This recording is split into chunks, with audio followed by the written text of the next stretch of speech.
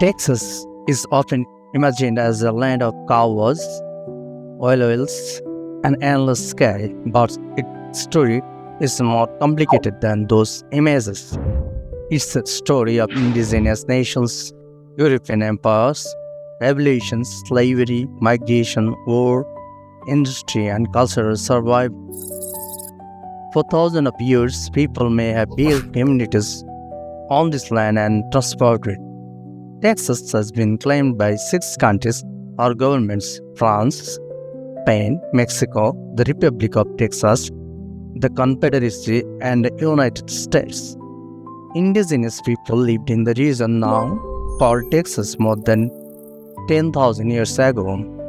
Paleo-Indian communities hunted mammoths and ancient bisons with stone tools. Over time, different peoples adapted to the region's government and environment. Some farmed, others followed bison's herds trade connected to Texas communities with Mexico and Rocky Mountains. Texas was where the southern plains, southeastern woodlands, and arid America met. The Caddo lived in the east. Apache, Comanche peoples became powerful in the west and north. Along the Gulf Coast lived groups such as Atacapa and Karanauka. Pao people lives near the Rio Grande and Pecos River. The name Texas comes from Taisha, a cordon words meaning friends and allies. The state's story began with native peoples, those descendants remain there today.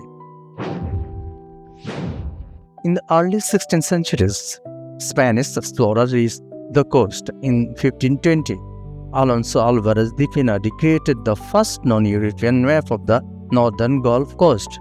Later, Narvaez expedition survivors, including Álvarez known as Cabeza de Vaca and Esteve Nacio, traveled among native communities. Spanish claimed the region but largely ignored it for more than a century. Then in 1685, the French explorer René Robert Cavelier saw the La Salle established Fort St. Louis near Matagorda Bay, which expedition had missed the Mississippi River and landed too far west. Diseases, hunger, storms, internal conflict, and violence destroyed the colony within a few years. The failed French settlement alarmed Spain. Spanish officials built mission residues and towns to defend their claims. San Antonio grew from this effort, and Mission San Antonio de Vallejo and the Alamo was founded in 1718. Spanish settlements were isolated, supplies were limited, and relations with native nations shifted between trade, diplomacy, resistance, and war. Spain never fully controlled the territory. The Comanche and other indigenous nations remained major political and military powers. In 1821, Mexico won independence from Spain, and Texas became part of the new nations. Mexico leaders offered land to immigrants, including families from United States. Stephen F. Austin brought hundreds of settlers to the Brazos Rivers area, and other empresarios followed. By the mid-1830s, tens of thousands of Anglo settlers lived beside Tejanos, native peoples, free black residents, and enslaved African Americans. Mexico had moved toward abolition slavery, but many settlers from the United States wanted to preserve it. Tension also grew from immigration, taxes, local government, military authorities, and the Mexican movement from federalism toward centralized rule under President Antonio López de Santa Anna. On October 2, 1835, fighting began at Gonzales when settlers resisted a Mexican attempt to recover a cannon. The confrontation became the opening battle of the Texas Revolution. In March 1836, delegate declared Texas independent. At the Alamo in San Antonio, nearly 200 defenders were killed after 13 days siege. Soon after, Mexican forces executed hundreds of Texian prisoners at Goliad. Families fled east in the runaway scripts. General Sam Houston withdrew his army while waiting for a sunset strike on April 21st, 1836. Near the San Jacinto River, Houston forces launched a surprise attack, defeated the Mexican army, and captured the Santa Ana. Texas became an independent republic, but Mexico did not recognize it.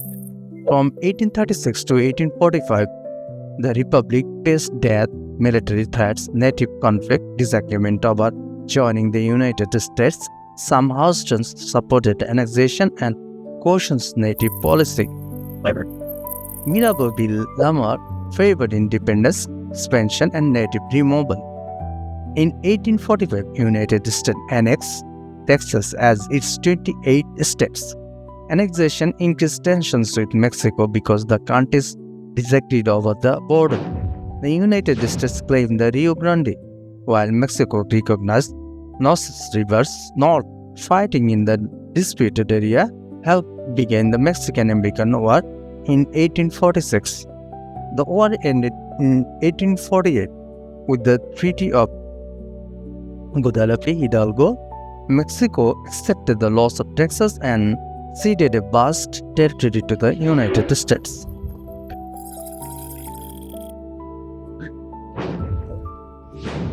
After statehood, cotton plantation expanded across East Texas, and enslaved African Americans were forced to provide much of the labor. By 1860, enslaved people made up about 30% of the state's populations. In 1861, Texas seceded from the United States and joined the Confederacy. Governor Sam Houston opposed secession and was removed after refusing to swear loyalty to the Confederacy. Few major Civil War battles took place in Texas, but the state supplied soldiers, cattle, horses, and other resources. The final land of the battle was fought at Palmito, Lawrence in May 1865. Freedom did not immediately reach every enslaved person. On June 19, 1865, Union General Gordon Granger announced emancipation in Galveston. The date became known as June 10th, a Texas celebration of freedom that later gained national recognition. During Reconstruction, former enslaved Texans built churches, opened schools, formed businesses, and entered politics. Black citizens became important members of the Republican Party and won public office. These gains faced violent resistance, while Democrats regained control and created laws and practices that forced Black Texans out of public life. For Texas, white only primarily regressions, intimidations, and racial violence weakened voting rights for Black and Mexican American citizens.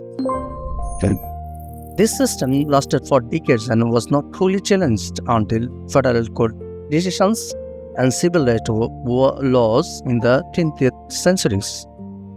In the late 19th century, railroad reshaped Texas. Towns grew, farmers reached to markets faster, and the cattle could be shipped without long drives.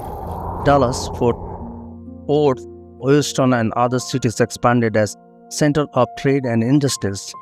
On June 1901, a major oil erupted at Spine Top near Beaumont.